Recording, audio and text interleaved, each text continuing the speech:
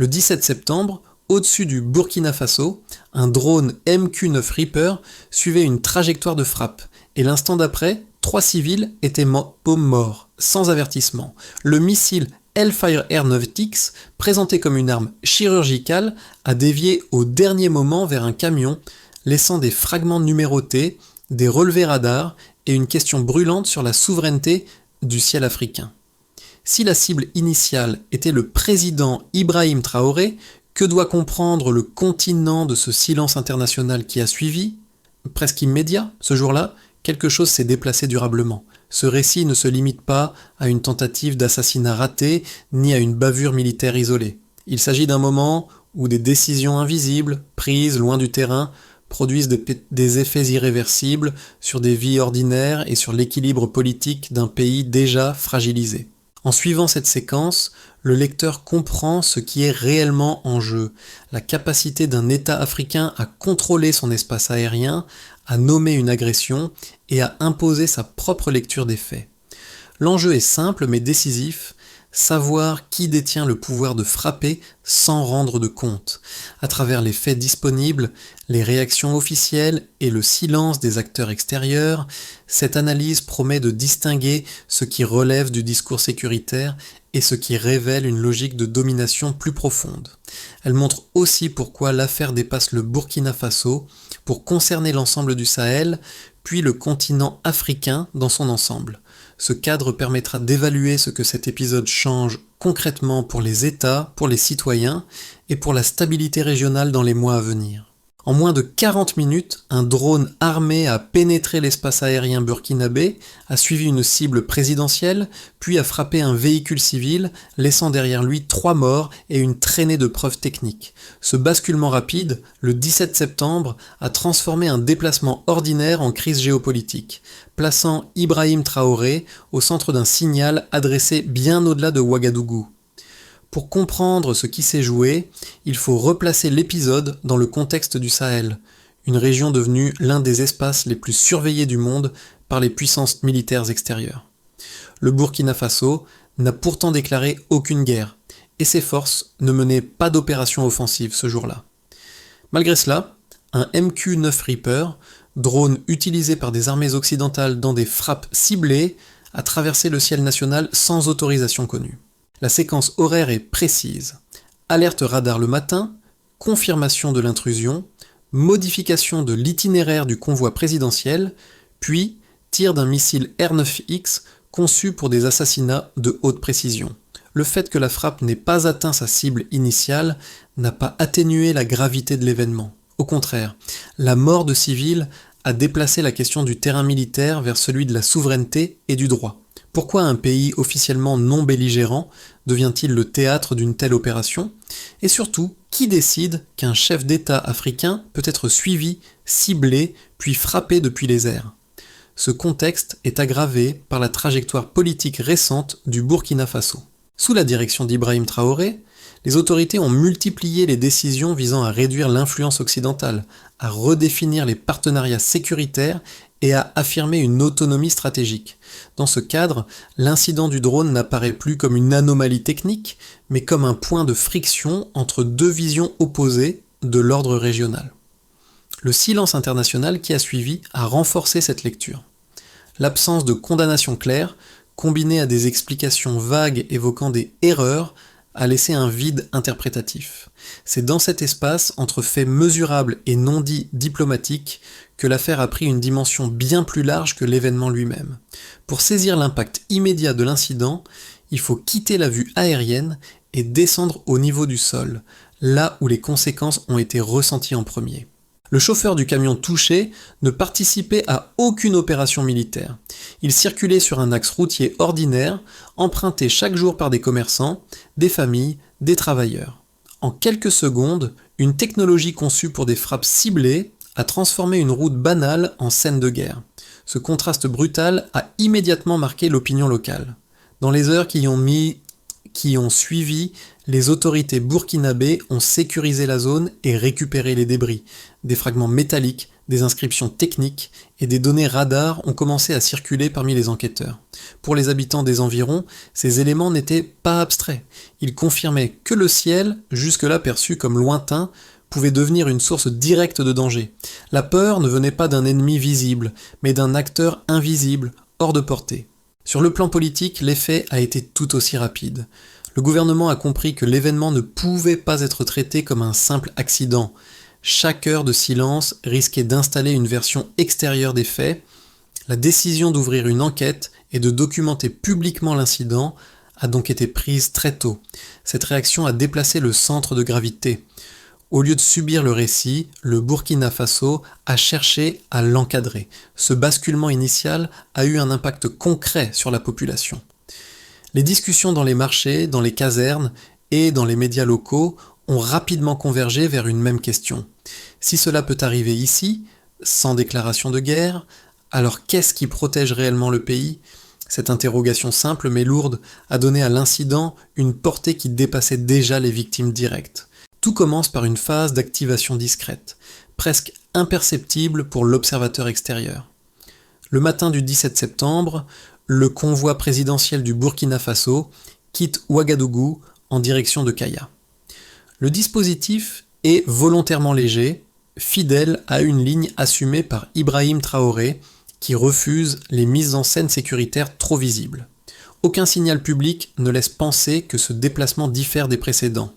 Pourtant, dans le ciel, une autre séquence est déjà enclenchée. Peu après le CETAM, les systèmes de surveillance burkinabés détectent un objet volant non identifié pénétrant l'espace aérien national. L'identification confirme rapidement la nature de la menace.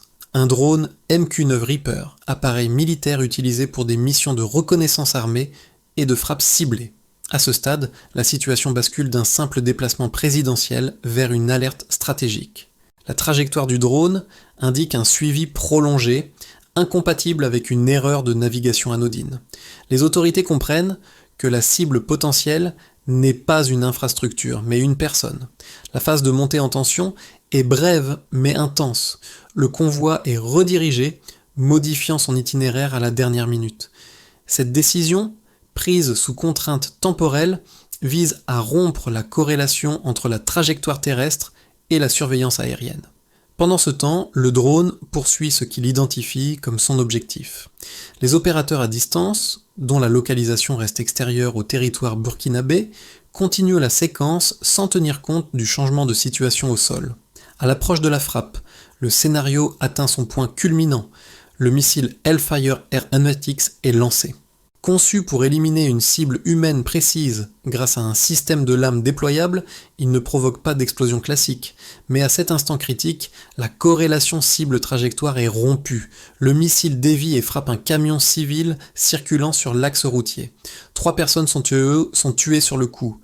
L'instant dure quelques secondes, mais ses effets sont irréversibles. L'après-coup est immédiat. Les forces de sécurité sécurisent la zone d'impact, tandis que les premières images circulent. Contrairement à d'autres incidents similaires ailleurs dans le monde, la réaction officielle ne se limite pas à une déclaration sommaire. Le gouvernement engage une phase de documentation méthodique. Les débris du missile sont collectés, photographiés, analysés. Les données radar sont sauvegardées. Chaque élément devient une pièce d'un dossier plus large. Dans les jours qui suivent, la séquence entre dans sa phase de résonance. Les autorités burkinabées rendent publiques certaines informations, affirmant qu'il ne s'agit ni d'un accident, ni d'une bavure isolée. La présence d'un ravitaillement en vol, impliquant un appareil militaire étranger, renforce cette lecture. Pour Ibrahim Traoré, l'enjeu n'est plus seulement la sécurité personnelle, mais la démonstration qu'une ligne rouge a été franchie.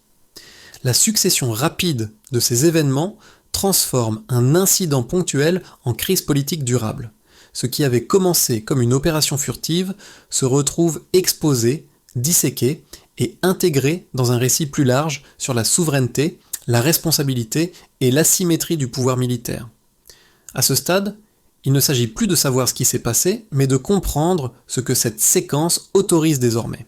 Avant le 17 septembre, l'espace aérien burkinabé était officiellement traité comme une zone surveillée mais non contestée.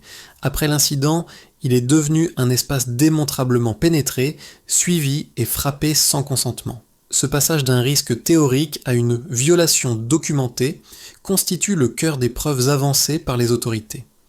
Il ne s'agit pas d'une accumulation de chiffres spectaculaires, mais de quelques mesures clés replacées dans leur enchaînement logique qui modifient la lecture de l'événement. Pour commencer, il faut noter un premier jalon, 10 heures. À ce moment précis, les systèmes de surveillance burkinabés détectent une intrusion aérienne. Ce point de départ est essentiel car il établit que l'incident n'est pas né au moment de l'impact, mais bien en amont, lors de l'entrée non autorisée dans l'espace aérien national. La chronologie montre que les autorités disposent d'un laps de temps suffisant pour identifier la menace, ce qui exclut l'hypothèse d'un objet égaré ou d'une dérive accidentelle prolongée. Ensuite, un second repère éclaire la continuité du suivi, 10h40. 40 minutes séparent la première détection de l'impact final. Dans le cadre des opérations de drones armés, une telle durée implique un suivi actif, une validation répétée de la trajectoire et une intention maintenue.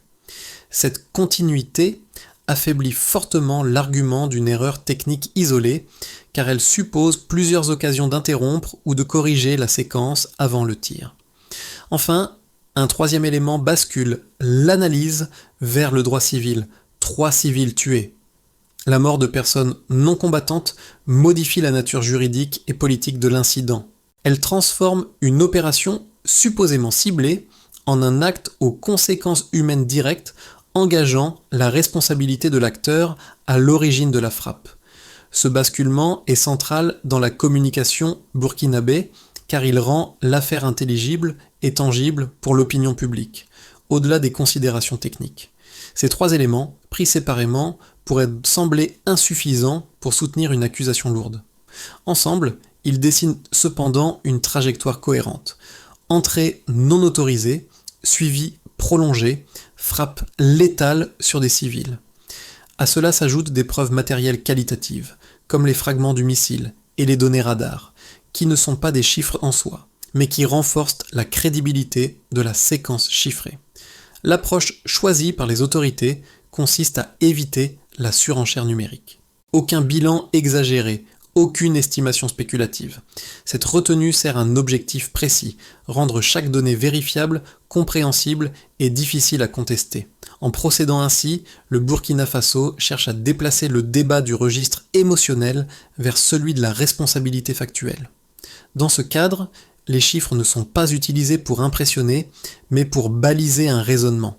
Ils servent de point d'ancrage à une narration qui affirme qu'un seuil a été franchi. Ce qui est en jeu n'est donc pas l'ampleur quantitative de l'attaque, mais la qualité du précédent qu'elle établit pour l'avenir. 2 lectures opposées dominent les débats internationaux autour de l'incident, et chacune mérite d'être examinée dans sa version la plus solide avant toute conclusion. La première défend l'idée d'une logique sécuritaire élargie. Selon cette position, le Sahel est une zone où opèrent des groupes armés transnationaux et les frappes de drones seraient un outil de prévention destiné à neutraliser des menaces avant qu'elles ne se matérialisent. Dans ce cadre, l'usage de technologies avancées permettrait de limiter les pertes collatérales et d'agir rapidement dans des régions difficiles à contrôler.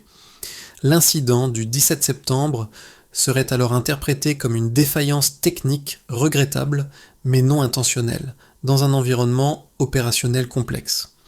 La seconde lecture, plus critique, avance que cette logique sécuritaire est appliquée de manière asymétrique. Elle souligne que le Burkina Faso n'a pas déclaré de guerre, et que son gouvernement n'a pas autorisé d'opérations étrangères dans son espace aérien. Dès lors, l'argument de la lutte contre le terrorisme perd de sa force juridique.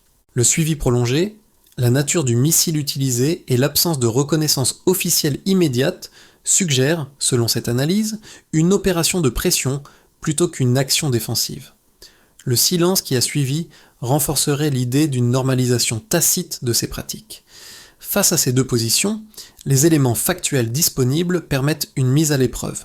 La durée du suivi aérien, la précision du matériel engagé et la collecte rapide de preuves par les autorités locales affaiblissent l'hypothèse d'un simple accident isolé. En même temps, l'absence de revendication explicite empêche d'affirmer avec certitude une intention politique clairement assumée. Ce flou est précisément ce qui rend l'affaire sensible. Il ouvre un espace où la puissance technologique agit sans cadre transparent. Ainsi, le débat ne se résume pas à choisir entre sécurité et souveraineté.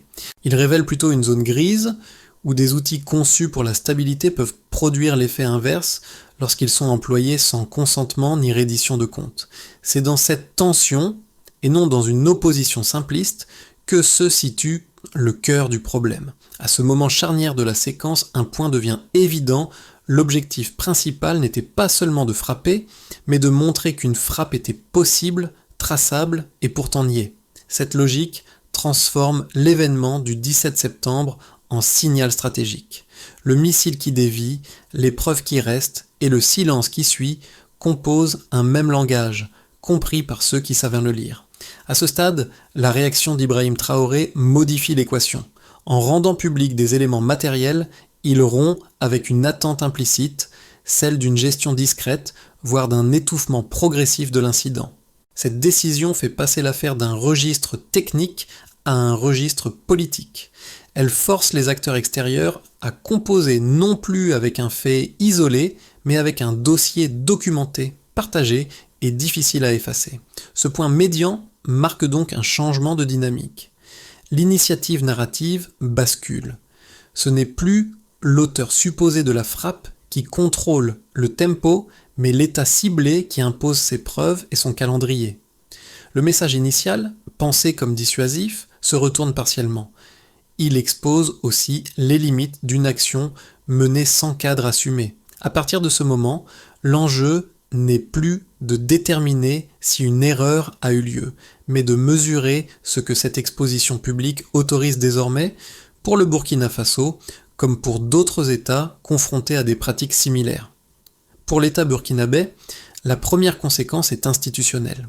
L'incident impose une redéfinition des priorités sécuritaires, en particulier sur la surveillance aérienne et la capacité à documenter rapidement une violation. En exposant les faits, Ibrahim Traoré transforme une vulnérabilité en levier politique. Il force l'administration à structurer un discours de souveraineté fondé sur des éléments vérifiables plutôt que sur des déclarations symboliques. Cette posture renforce la cohérence interne de l'appareil d'État, mais elle l'expose aussi à des pressions diplomatiques accrues. Pour les acteurs économiques, l'effet est plus diffus, mais tout aussi réel. Les entreprises locales, déjà fragilisées par l'instabilité régionale, perçoivent l'événement comme un signal de risque supplémentaire. Un espace aérien violé sans préavis complique les chaînes logistiques, renchérit les assurances et alimente une incertitude durable. Dans le même temps, certains opérateurs régionaux interprètent la fermeté affichée par le pouvoir comme un gage de prévisibilité politique à moyen terme, condition essentielle pour maintenir des investissements de base. Du côté des citoyens, l'impact est d'abord psychologique. La mort de civils innocents déplace la menace du registre abstrait vers le quotidien. Le ciel n'est plus neutre. Les discussions publiques révèlent une inquiétude nouvelle, mais aussi une attente accrue vis-à-vis des autorités. Le choix de la transparence, porté par Ibrahim Traoré, produit ici un double effet. Il rassure par la clarté des faits, tout en rappelant brutalement l'ampleur des risques encourus. À l'échelle régionale, enfin, l'incident agit comme un précédent. Les États voisins observent attentivement la manière dont le Burkina Faso gère cette crise. Certains y voient un modèle de réponse fondé sur la preuve et la communication maîtrisée.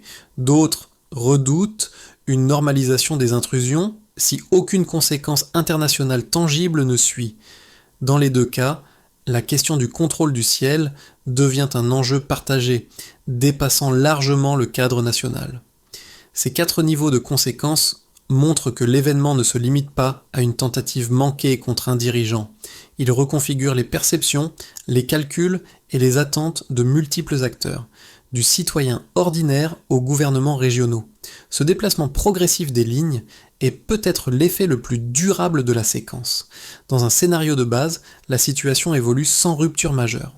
Les autorités burkinabées poursuivent leur stratégie de transparence limitée, tandis que les acteurs extérieurs maintiennent une posture prudente, évitant toute reconnaissance explicite de responsabilité. L'incident du 17 septembre reste présent dans les discours, mais sans traduction concrète en mesures internationales. Cette option stabilise temporairement les équilibres, au prix d'une ambiguïté durable sur les règles applicables au Sahel. Un scénario plus optimiste repose sur une consolidation régionale. À la suite de l'affaire, plusieurs États africains renforcent leur coordination en matière de surveillance aérienne et de partage d'informations. Le Burkina Faso, sous l'impulsion d'Ibrahim Traoré, devient l'un des porte-voix de cette dynamique, non pas par confrontation directe, mais par la mise en avant de normes communes de souveraineté. Cette trajectoire réduit les marges d'action unilatérales et introduit un coût politique plus élevé pour toute intrusion non consentie. Le scénario le plus défavorable envisage une montée des tensions. L'absence de conséquences visibles pourrait être interprétée comme un feu vert implicite à des pratiques similaires. Dans ce cas, la pression sur les gouvernements du Sahel s'intensifie sous forme de signaux indirects, économiques ou sécuritaires. La souveraineté proclamée se heurte alors à une réalité asymétrique, où la capacité de réponse reste limitée malgré une exposition publique accrue. Ces trois trajectoires ne sont pas exclusives. Elles peuvent coexister ou se succéder selon les décisions prises dans les prochains mois. L'élément déterminant ne réside pas uniquement dans les intentions des puissances extérieures, mais dans la capacité des États africains à transformer un événement isolé en cadre de référence partagée. La leçon centrale est donc moins prédictive que méthodologique. Sans mécanisme collectif, chaque incident reste singulier et facilement absorbé par le silence diplomatique. Pour le public, qui observe cette affaire à distance, l'impact n'est pas abstrait. Il se traduit par une question concrète. Qu'est-ce qu'un événement comme celui-ci change dans la vie quotidienne de ceux qui vivent dans un état exposé ? Pour certains, il s'agit d'une prise de conscience tardive du fait que les décisions sécuritaires internationales peuvent produire des effets immédiats sur des civils ordinaires. Pour d'autres, c'est la confirmation que la stabilité annoncée repose souvent sur des équilibres fragiles et peu visibles. Chez les jeunes et les étudiants, l'épisode alimente un sentiment mêlé d'inquiétude et de politisation. Les discussions ne portent plus seulement sur l'actualité locale, mais sur la place de leur pays dans des rapports de force globaux. Cette projection élargie modifie les attentes vis-à-vis des dirigeants. On ne demande plus uniquement des réponses économiques, mais aussi une capacité à protéger symboliquement et juridiquement la nation. Pour les travailleurs et les familles, l'effet est plus silencieux. Il se manifeste par une méfiance accrue, une attention nouvelle portée aux informations, et parfois un repli prudent face à l'incertitude. La transparence affichée par les autorités apaise partiellement ces tensions, car elle offre un cadre lisible, même lorsqu'il est inquiétant. Savoir ce qui s'est passé devient une forme minimale de sécurité. Enfin, pour les observateurs extérieurs au continent africain, cette séquence agit comme un miroir. Elle interroge la normalisation de pratiques technologiques lointaines, souvent perçues comme propres et contrôlées. En reliant une frappe à des visages et à des vies civiles, l'affaire oblige à repenser la distance morale entre décision et conséquences. Ce déplacement du regard est peut-être l'un des effets les plus durables de l'événement. D'abord, il devient essentiel d'institutionnaliser la preuve. À la suite de l'incident, les autorités doivent transformer la collecte ad hoc de données en procédure permanente, centralisation des relevés radars, conservation normalisée des débris et protocole public de publication. Cette étape vise à réduire le temps entre l'événement et l'établissement d'un dossier exploitable, afin que chaque violation puisse être documentée sans improvisation. Ensuite, la coordination régionale s'impose comme une étape décisive. Le Burkina Faso ne peut agir seul dans un espace aérien partagé. Sous l'impulsion d'Ibrahim Traoré, une coopération technique entre États du Sahel peut être structurée autour du partage d'alertes et de la mise en commun de capacités de surveillance. L'objectif n'est pas la militarisation accrue, mais la visibilité collective, qui rend toute intrusion plus coûteuse politiquement. Puis vient la question du cadre juridique. Il s'agit d'articuler les faits documentés avec des mécanismes de droit international existants, même imparfaits. En inscrivant chaque incident dans une continuité juridique, les autorités déplacent le débat du terrain de l'émotion vers celui de la responsabilité formelle. Cette démarche n'apporte pas de sanctions immédiates, mais elle construit une mémoire opposable. Après cela, la communication publique doit être pensée avec soin. La transparence doit rester lisible et mesurée. Publier trop peu alimente le soupçon. Publier sans hiérarchie brouille le message. La stratégie consiste à rendre accessibles les éléments clés accompagnés d'explications simples afin que les citoyens comprennent les enjeux sans dépendre de récits extérieurs. Enfin, il faut aussi se préparer à l'avenir. Chaque événement devient un cas d'école, intégré dans des scénarios d'anticipation. Cette logique transforme une vulnérabilité subie en apprentissage stratégique. Elle n'élimine pas le risque, mais elle réduit l'asymétrie informationnelle qui le rend possible. Cette feuille de route ne promet pas une sécurité absolue. Elle propose une méthode progressive pour reprendre prise sur un espace longtemps considéré comme hors de contrôle. L'image qui revient, en filigrane de toute cette séquence, n'est pas celle du drone, ni du missile, mais celle de la route ordinaire où tout a basculé. Une route semblable à tant d'autres, traversée chaque jour sans y penser, devenue soudain le point de rencontre entre une vie civile et une décision lointaine. Ce contraste donne à l'événement sa charge émotionnelle durable. Pour Ibrahim Traoré, cet épisode marque un moment de clarification plutôt qu'un simple sursaut politique. En choisissant d'exposer les faits, plutôt que de s'enfermer dans le silence ou la rhétorique, il transforme une tentative de déstabilisation en récit structurant. Ce choix n'efface pas la perte des victimes, mais il leur donne un sens politique qui dépasse l'instant tragique. Le rappel du camion frappé, des débris récupérés et des données partagées agit comme un motif central. Il revient à chaque étape du débat, rappelant que la souveraineté n'est pas une abstraction diplomatique, mais une question concrète, liée à la protection des corps, des routes et des espaces communs. Cette matérialité explique pourquoi l'affaire continue de résonner, même lorsque l'actualité se déplace ailleurs. Au terme de cette trajectoire, une idée s'impose. La vérité exposée n'annule pas le rapport de force, mais elle le rend visible. Et cette visibilité change déjà quelque chose. Elle impose une mémoire, là où l'oubli était attendu. Arrivé à ce point, l'histoire ne demande pas une prise de position immédiate, mais une attention prolongée. Ce qui s'est joué autour du Burkina Faso dépasse un événement ponctuel et invite à réfléchir à la manière dont les décisions de sécurité sont perçues, acceptées ou contestées lorsqu'elles touchent des civils. La question centrale n'est pas de désigner un camp, mais de comprendre comment se construit ou se fragilise la légitimité de l'action dans un monde où la technologie permet de frapper à distance.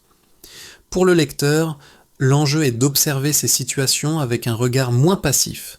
S'informer, comparer les récits, interroger les silences devient une forme de participation minimale mais essentielle. Les débats sur la souveraineté, la responsabilité et la transparence ne concernent pas uniquement les États directement touchés. Ils dessinent des normes qui finissent par s'imposer ailleurs. L'affaire liée à Ibrahim Traoré agit ainsi comme un point de repère. Elle rappelle que certaines questions méritent d'être suivies dans le temps, au-delà de l'émotion initiale. Rester attentif à ce qui en découle, aux réponses apportées ou évitées, c'est déjà refuser que ces épisodes se dissolvent dans l'oubli. La réflexion reste ouverte.